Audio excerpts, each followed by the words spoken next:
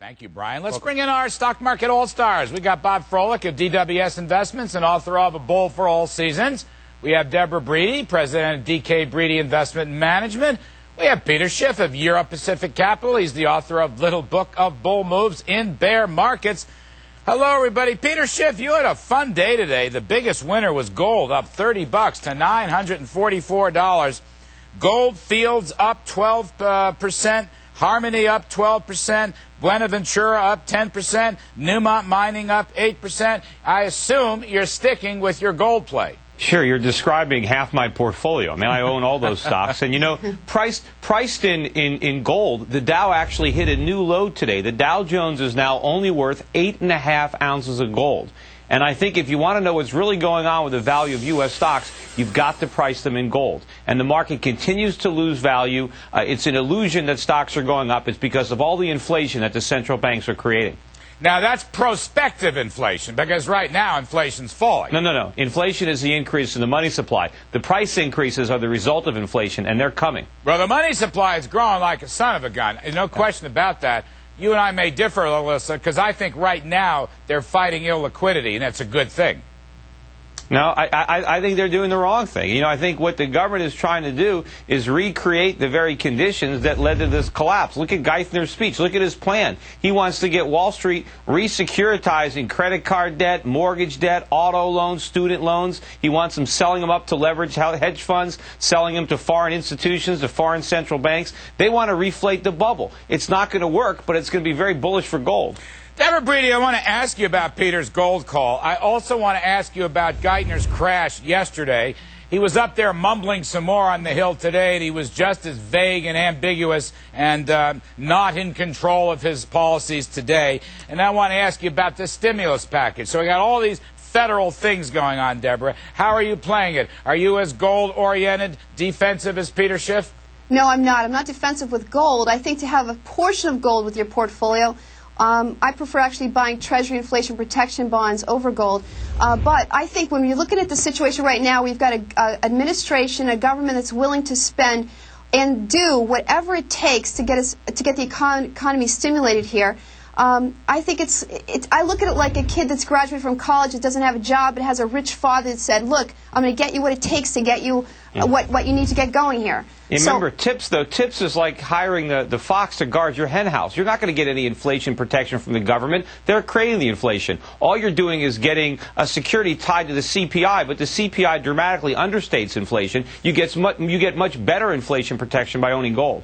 But at least you're getting some type of an interest payment. With gold, you're not getting that. And gold is not the end-all to everything. Look at gold, what happened in 80. Look at what's happened to the price of gold in the last 9 years. The Dow has gone from being worth 43 ounces of gold to worth 8.5 ounces of gold. I think by the time Obama leaves office, the Dow could be worth just 1 ounce of gold. And what if gold isn't worth there? What about the 1980s when it looked even worse than today? And the poor slob that bought it in 1980 was sitting there 22 years later saying, oh my God, I made nothing in gold. But so you have buying to really gold look at in 1980 was like buying the NASDAQ in 2000. If you would have bought gold in 1970, it was $35 an ounce. And if you bought gold in 1970 versus the Dow in 1970, you're better off with gold. Let me bring in Dr. Bob Froelich for 1 second. The other story is, of course, the CEOs on the Hill, Bob Froelich. And, of course, whether that mattered today, banks had a good day, okay? We'll go through the numbers here. Banks up, the bank index up 6%, right? Citi up 10%, B of A up 9%, Wells Fargo, JP Morgan up 6-7%, Morgan Stanley 10%, Goldman Sachs 5%. Of course, the banks got killed yesterday. Let me ask you something. Just give me a quick quip here on this CEO show trial before Barney Frank's Financial Services Committee. What do you make of this?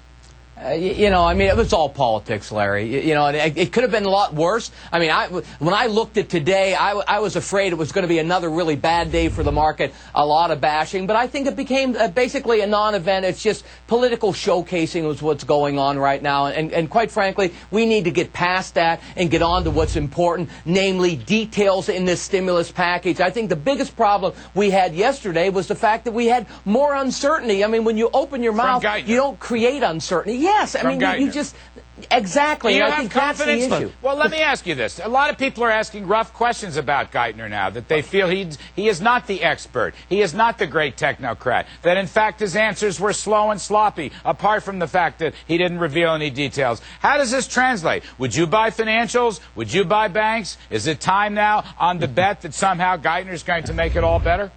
Well, I will tell you something, Larry. I will buy it only because I believe that Larry Summers will continue to whisper in his ear. I think he's trainable. If I had to give him a grade right now, I'd give him an I for incomplete. He hasn't done anything yet. All he's done is created more uncertainty. So we have got to get this thing right. But here's what I love. I love the fact that monetary policy works. We've got a great monetary policy when interest rates are about zero, and fiscal policy is going to work. You might not like the inflation it creates, but it's going to work. Oh, it's not Exactly gonna it work. is. All right. Dr. Bob, let me go around. What's your favorite investment now?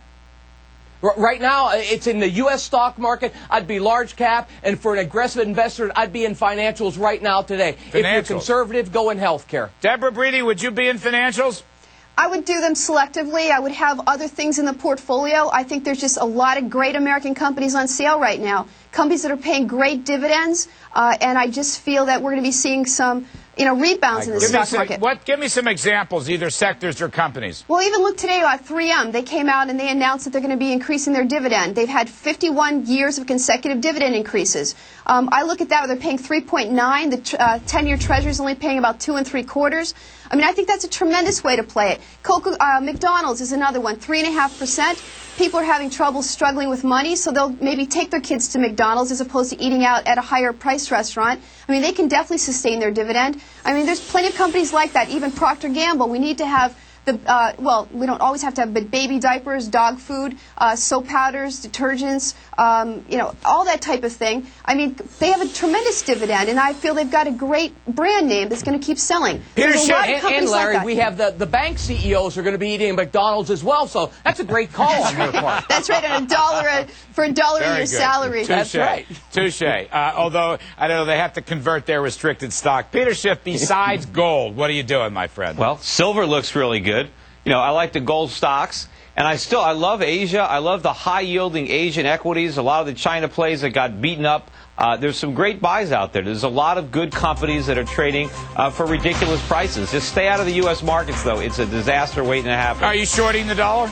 Well, everything I do is a play against the dollar. I'm buying foreign currencies, I'm buying precious metals, commodities, so those are all anti-dollar plays. What do you say to people just on the way out, Peter, that the monetary stimulus, and I agree with you, the Fed is pumping in a lot of money, the Milton Friedman M2 is soaring. Now, I think that's a good thing. You apparently don't. No. But a lot of people say we're both wrong, that the credit clog-up is going to prevent that money from impacting the economy. No, the credit clog-up is a good thing. The market is trying to restrict credit from consumers, which is exactly what we need. We need consumers borrowing and spending less. We need to free up that capital for entrepreneurs to invest in new businesses and new capital formation, and the government is interfering with that process. Aren't you thrilled by the stimulus package, real quick? No, it's not stimulus, it's a depressant.